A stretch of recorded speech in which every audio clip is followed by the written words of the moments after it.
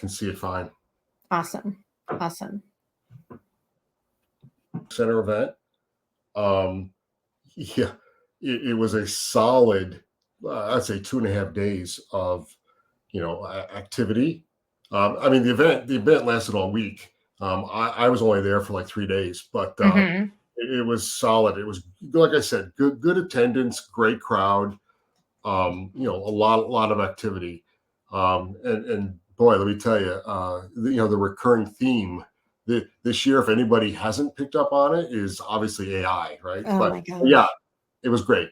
It was a great week, and That's wonderful. more importantly, for selfish reasons, it was great for me because I got to catch up with some old friends, and in the industry, and it was wonderful. It was absolutely wonderful week. You just can't replace that, right? You can't replace that in person, bumped into you in the hallway. Gee, what are you doing now? Kind of banter, right? And that's really, if I think about it, that's really where I found out a lot about you at Yeah, Trillium, right? It was Enterprise Connect a couple of months ago, and we'll get started. And I'll chat a little bit about that, and then we'll go ahead and get into the presentation. So sure. I just want to welcome everyone. Hi, my name's Kathy Sobus. I am the founder and CEO of Sobus Consulting. And my goal is really to bring light to issues that have been plaguing contact centers for years and to bring you solutions that can help mitigate some of those problems that you've been facing, bringing you some great business results. And joining me today, as you heard him speak, was Kelly Ronan. He's a systems engineer at Trillium. Trillium's a leading provider of a platform called the True Experience Platform, and that helps with analytics and remediation strategies. So I want to welcome everybody to listening in, and just give you a couple of housekeeping items. If there are any questions or comments, please do so in the chat window. We'd like to hear from you. Please feel free to like and subscribe to my YouTube channel, as well as following me on LinkedIn at Kathy Sobus and Sobus Consulting. So let's talk about a little bit about what we'll be seeing today. The very first thing that I want to bring about is giving you the latest of what I found on trends. And specific to trends, because that's a pretty broad category, is all about productivity. And what are those expectations of your employees and customers, right? Have things changed as a result of the last couple of years? And then we'll spend some time on agent control and what's inside of an agent. What can they control? And what are some of the things that they can't control? We'll be spending a few minutes there as well. I'm going to also, at that time, introduce the idea of agent impairment. No, it's not the traditional way you think about impairment today, but I want to introduce that concept to the audience here. And then I also want to talk about the costs that are related to it and associated with it. And of course, it wouldn't be anything I didn't do if I didn't give you some next steps, some things to consider about taking action on this very, very costly issue. So let's kind of like get started and delve into it a little bit. I brought you 3 stats to talk about today. The first one, as you can read here, only 41% of employees are currently performing optimally. Well, you know what that means? That means that 59% aren't performing optimally, and there's tons of reasons for this. If I think about the reasons, it could be they're tired, they're overwhelmed from the amount of work that they have to do, the job and the training for it. They could feel isolation. There's a lot of reasons why they're not performing optimally. But for me, as a consultant, there's a lot of room for improvement here and things that you can control. Also, on the next bullet here, that's telling me that almost half do not want to adopt new technologies. And so, wow, I started thinking about that. And Kelly, when you and I were talking at the head of the call here, everything is about AI right now. And I'm wondering if they're scared of adopting new technologies for fear of losing their own jobs, or and actually could make their jobs harder for them, or is it a worry just because they don't know how to use the technology? Quite frankly, we're not really sure, but that's another area. And the last bullet that I want you to think about today as we go through this particular webinar is all about cost, right? The cost to a company on agent attrition. If they leave, what do you have to do? You have to recruit, you have to hire, you have to train, and then you actually have to hope that those new agents stay long enough for you to recoup all those dollars that you spent. Many of you and many of the listeners here might be thinking that you're in a downward spiral and you're never at a place where you have optimal agent staffing. And so, yet, with all of that, customers are still expecting a seamless, consistent interaction that happens across all of the channels of communication, and it supports the brand of the enterprise as well. But those channels can include voice and email and chat and SMS and social media, lots of different channels and ways that your customers can interact with you today, and they continue to be broadened. But guess what?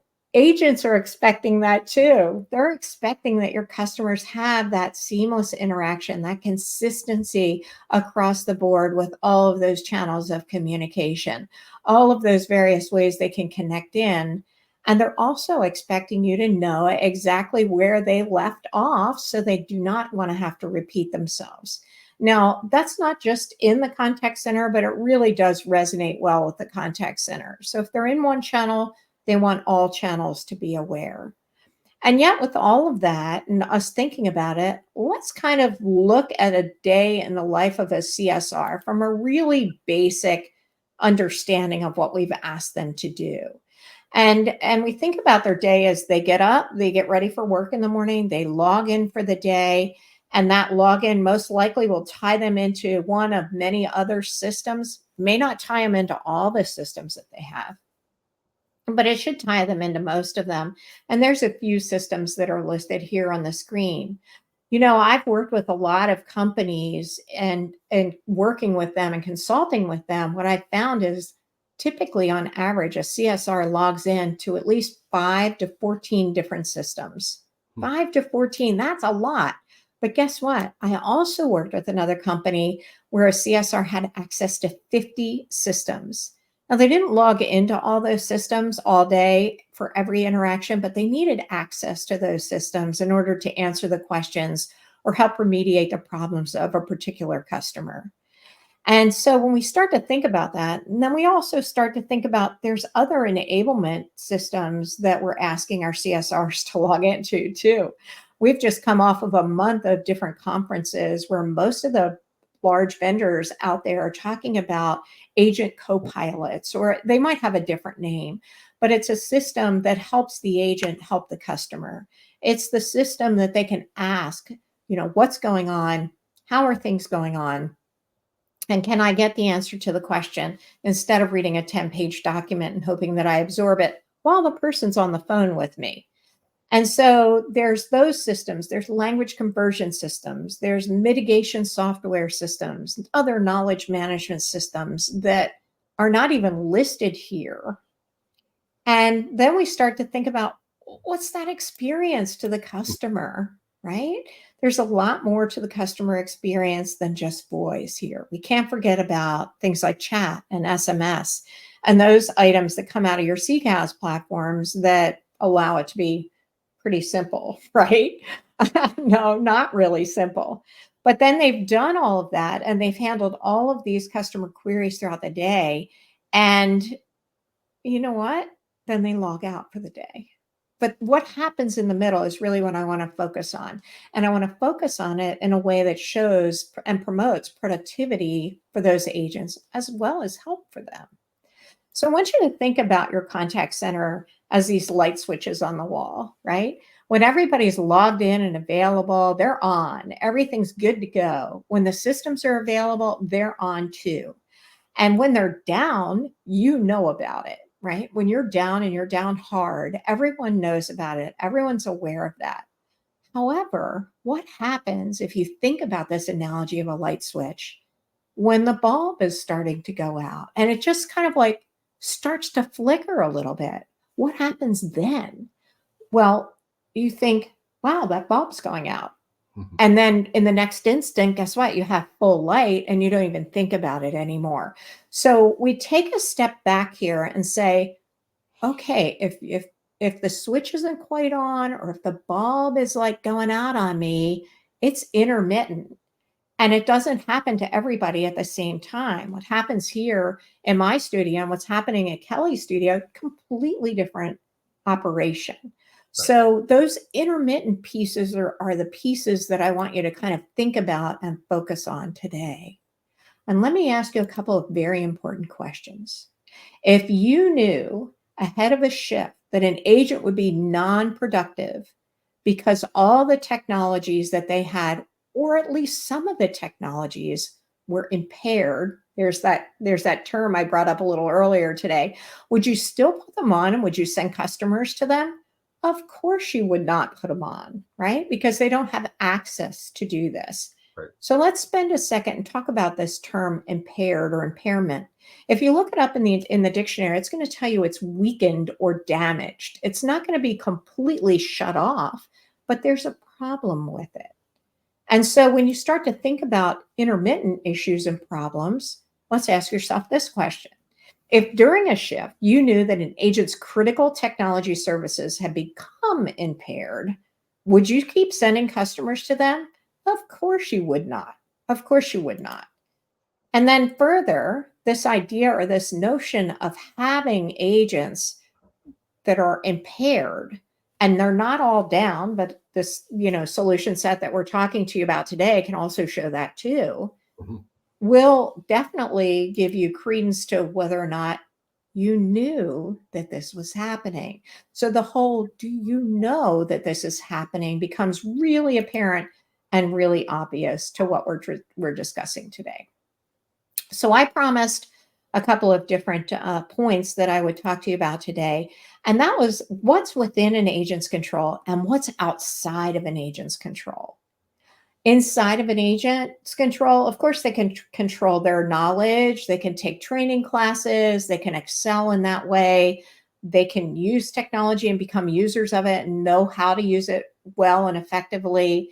They know how to, and you've trained them on active listening skills. You've talked to them about call handling time and schedule adherence. Those are all areas that are inside of an agent's control.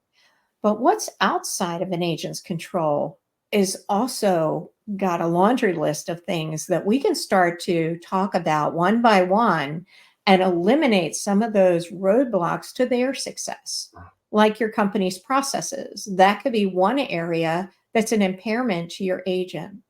Answering specific questions or escalation paths to other people within the organization that can help them out. Again, kind of procedurally here, how are you caring for them or taking care of them? There are a couple of areas that we may never be able to control, like the randomness of the questions that come to them or the volumes that come to them are certainly outside of our control. Yeah. But what's within our control here can be the availability of tools and technical limitations because of those availabilities.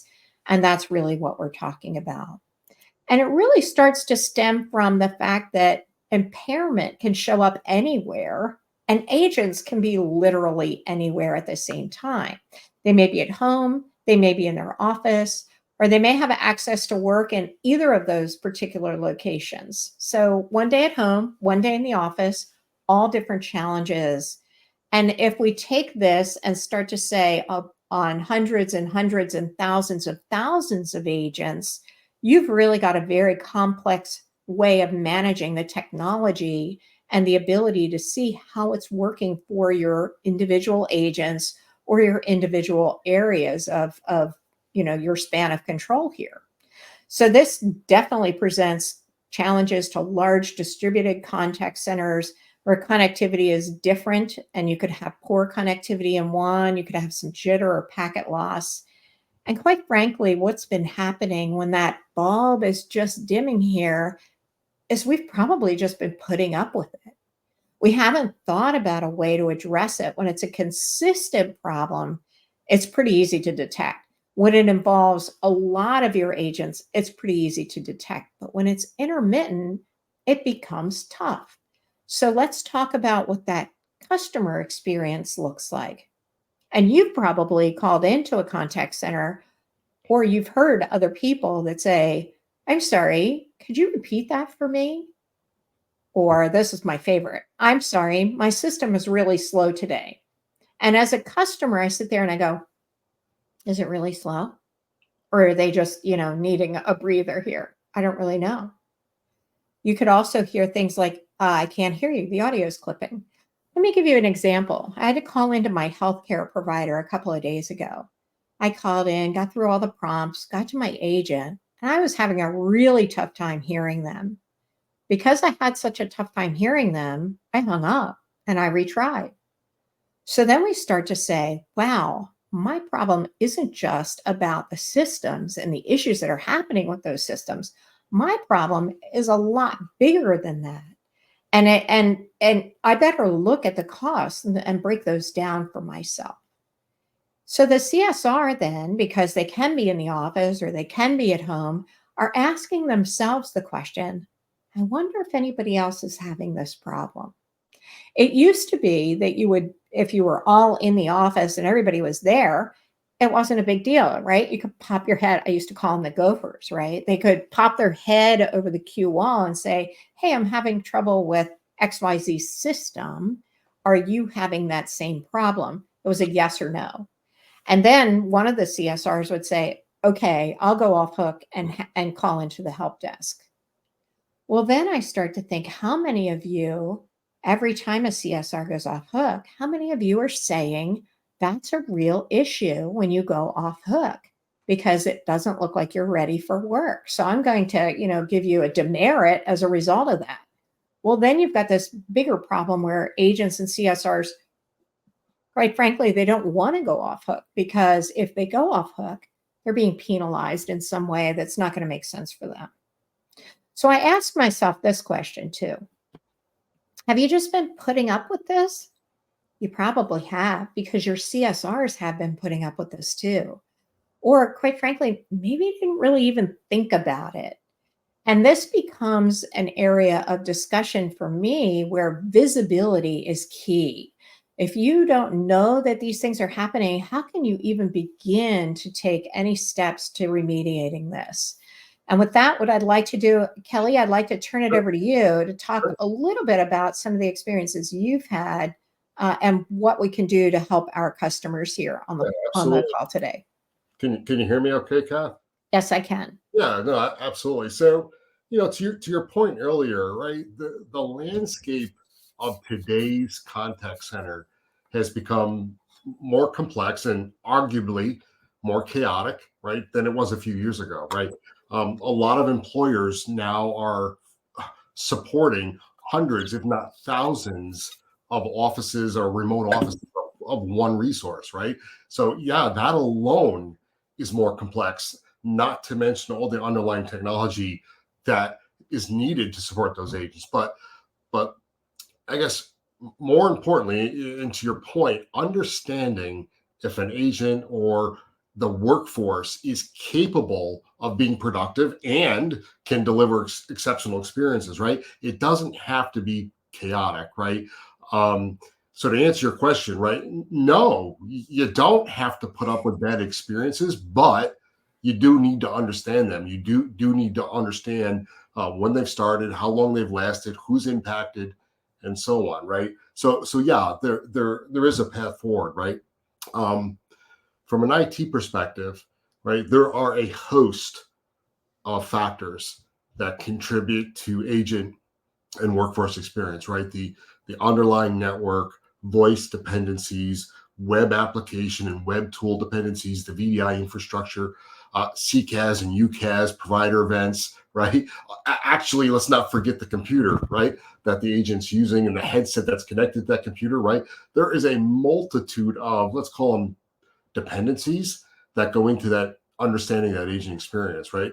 But anyway, as such, right, to significantly reduce or possibly eliminate, right, this agent experience chaos, right, your agent experience monitoring and management strategy, right, must deliver a solid foundation of agent experience understanding, right? It sounds simple, it sounds intuitive, right? But let's kind of talk about what I mean by a solid foundation. Okay. So, first and foremost, right, your agent experience monitoring and management strategy, right, should allow you to capture and report agent experience measurements, right, from the proper perspective, right? As important as it is to report on events from the proper perspective, right, it is just as important to measure from the proper perspective, right? You're probably a little confused, but let me put it this way, right? Whether your agents utilize, VDI, VPN, data center components, cloud-based components, right? You need to ensure that you're sourcing, capturing, and reporting measurements from every relevant perspective, right? Another way to think about this is like, you need to ensure you are capturing every leg of the agent journey and summarizing all those legs, right, as a complete end-to-end experience, right?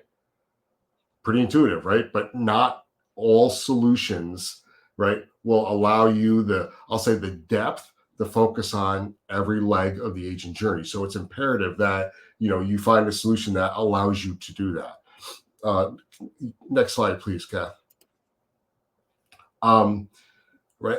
Ensure that your agent experience monitoring and management strategy, right, also allows you to measure what matters, right? Um, I'm yet to see a one size fits all, I'll say, agent experience measurement strategy, right, yield an expected outcome. It just does not exist, right? What you measure must be relevant to the job function of the agent you want to understand the experience for, right? Said a slightly different way, right? Deploy organizational based measurement profiles that are distinct or custom to the agent or the group of agents, right, that you want to measure, right? Network destinations, voice infrastructure, web tools, web socket based applications, etc., right? They will and do differ, right, by different agent organizational units. So Kathy, a few minutes ago, you mentioned that, you have dealt with clients that use tools anywhere from like 5 tools to, I thought you said like 25 or more.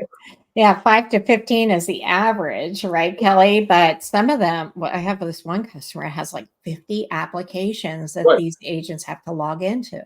Right. And would you say that every agent in those organizations uses the exact same tools?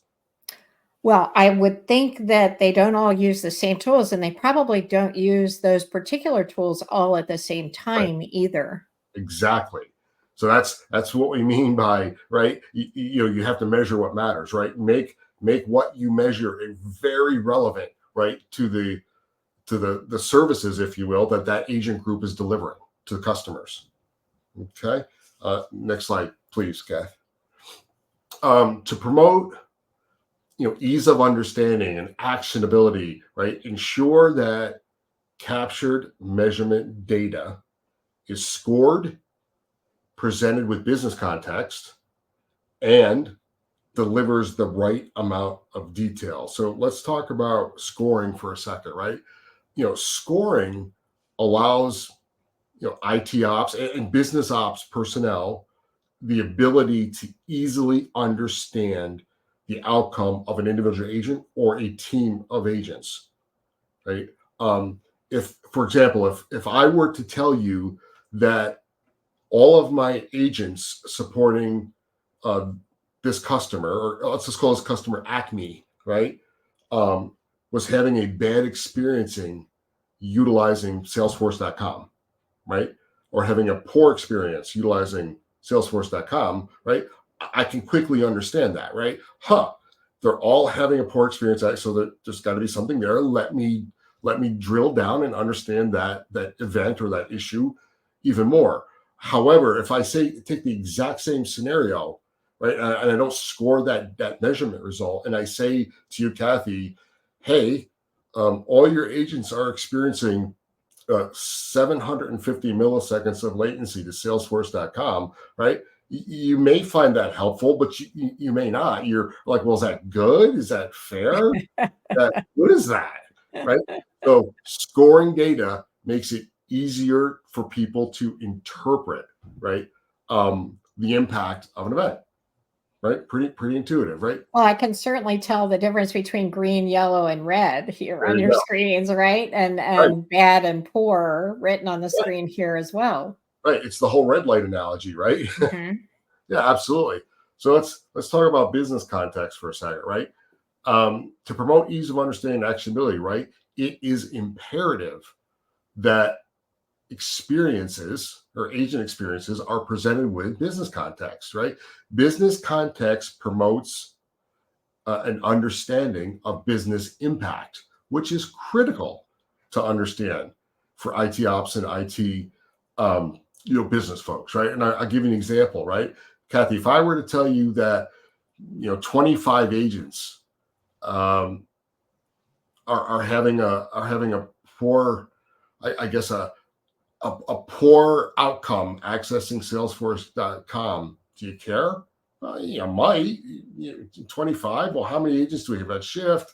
You're going to start asking me a host of other questions, right? But if I tell you that, Kathy, 25 agents are currently having a problem accessing Salesforce.com, but that represents 100% of your agents in North America, right, delivering voice support for your biggest and best client, right? That takes on a completely different meaning to you, correct? For sure. For Right. sure.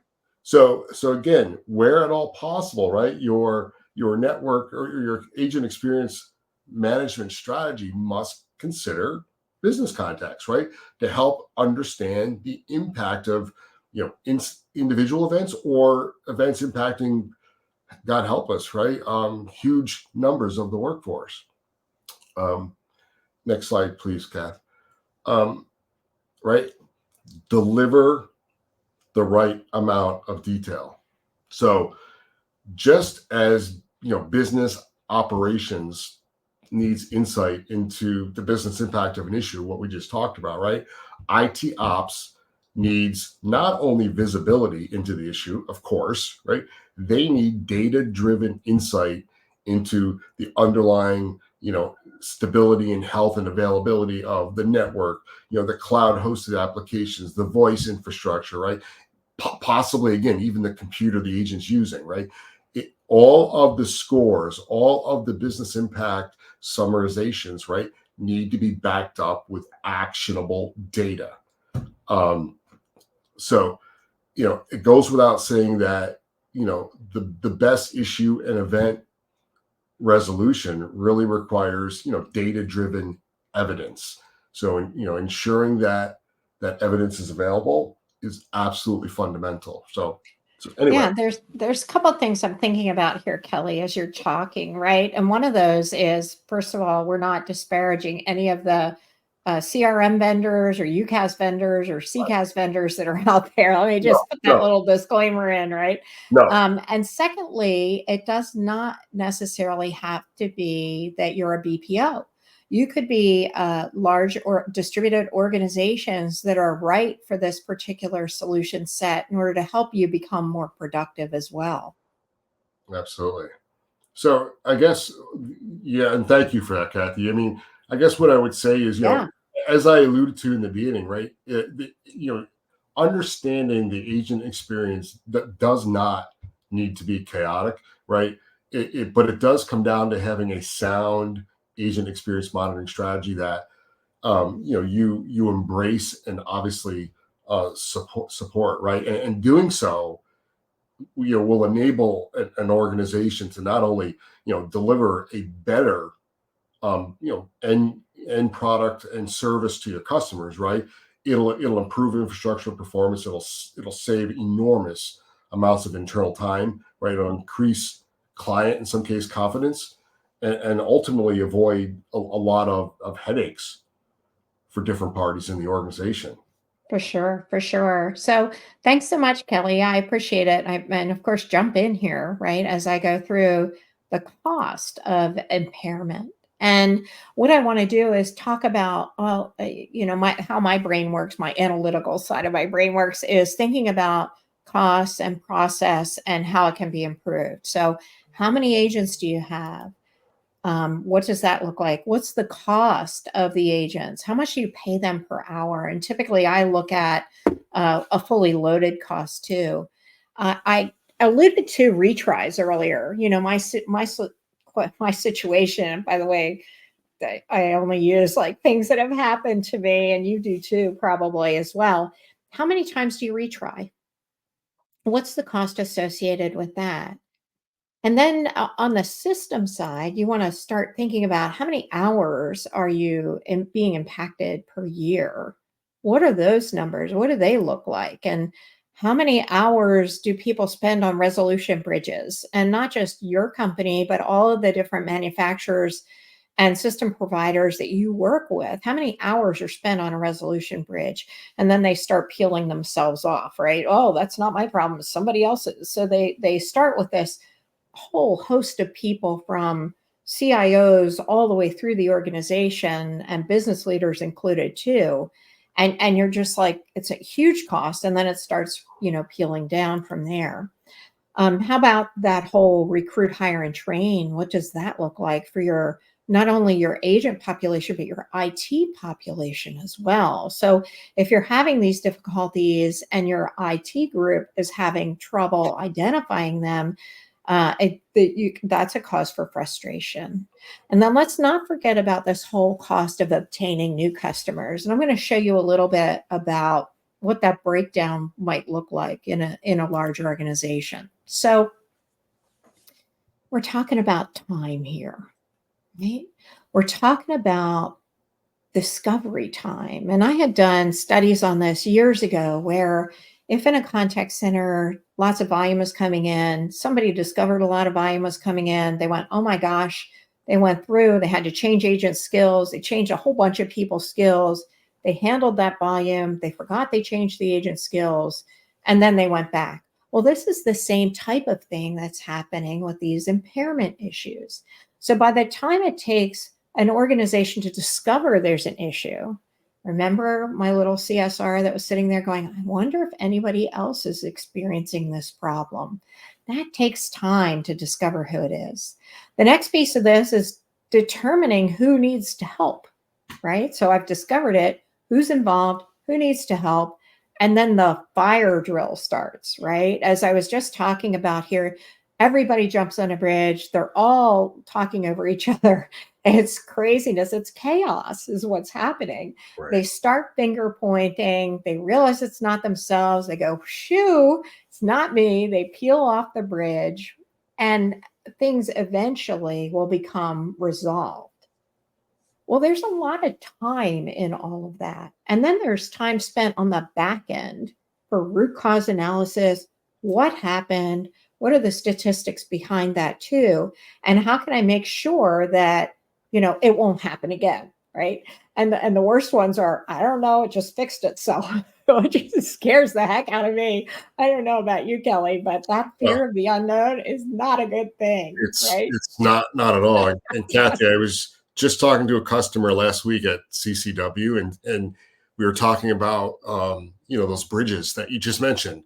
Where hey, there's a problem, everybody jump on the bridge and see. He had told me that is not uncommon to have upwards of 30 team members on a bridge for one incident. 30. Oh my 30. gosh. Yeah.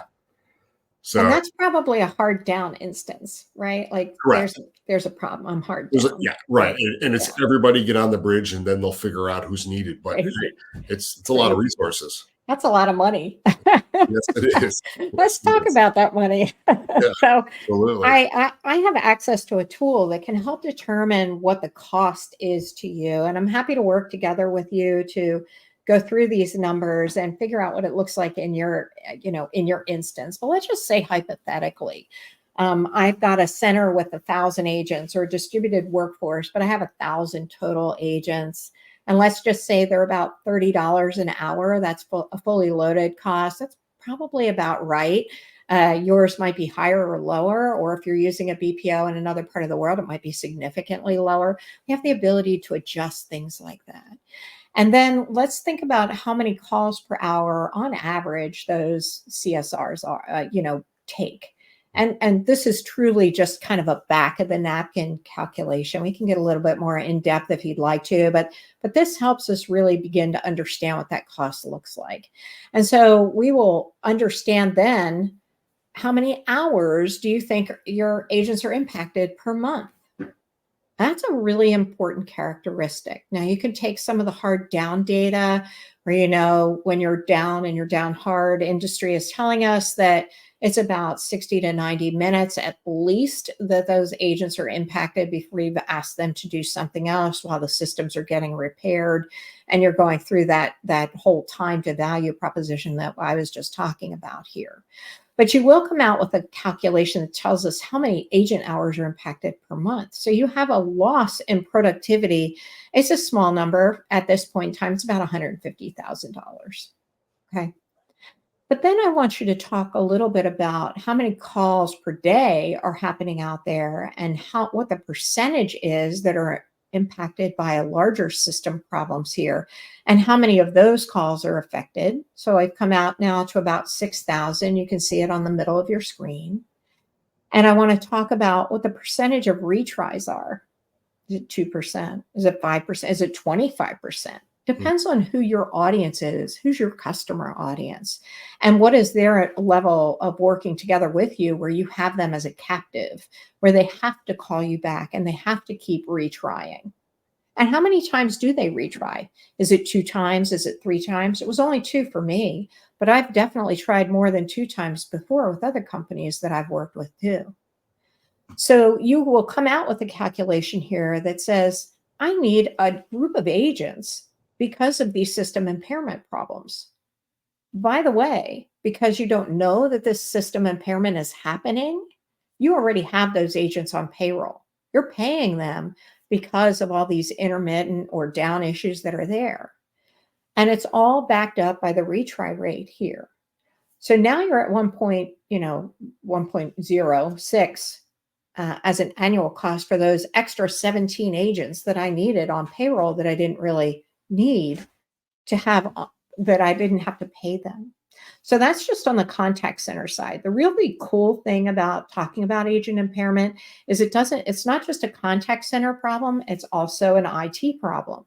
On the IT side, Kelly, like you were just saying, that number would be, where I have 16 events a year, 6 hours on a resolution bridge. Instead of 8 people, I'd have 30 if I was working the model directly with you and the customer that you talked about this week.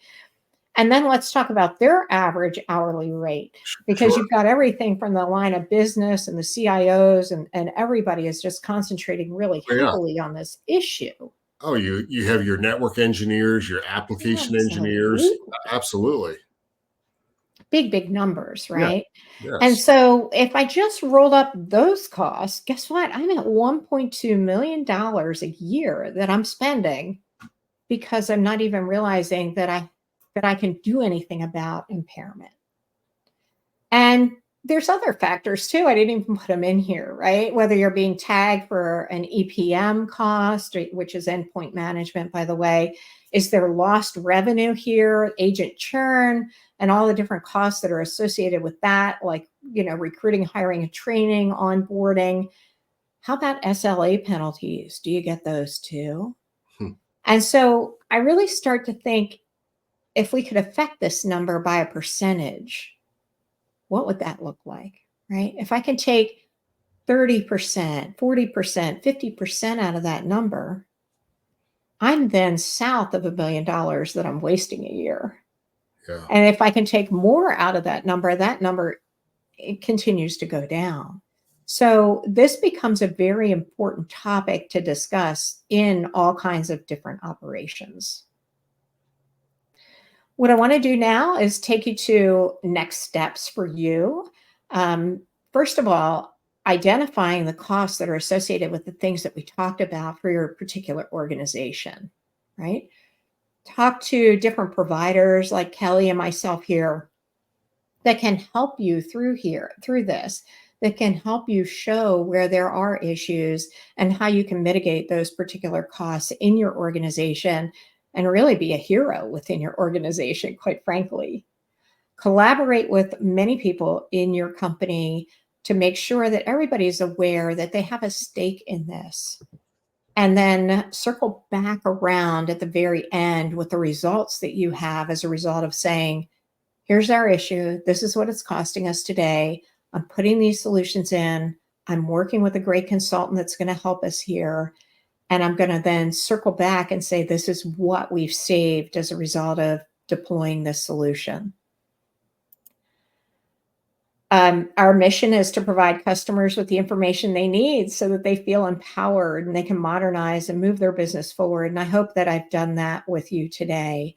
I want to give a big thank you to Kelly, and I want to thank everyone for joining us today. And I wish you all a great day. Thank you, Kathy. Appreciate it. Thank you.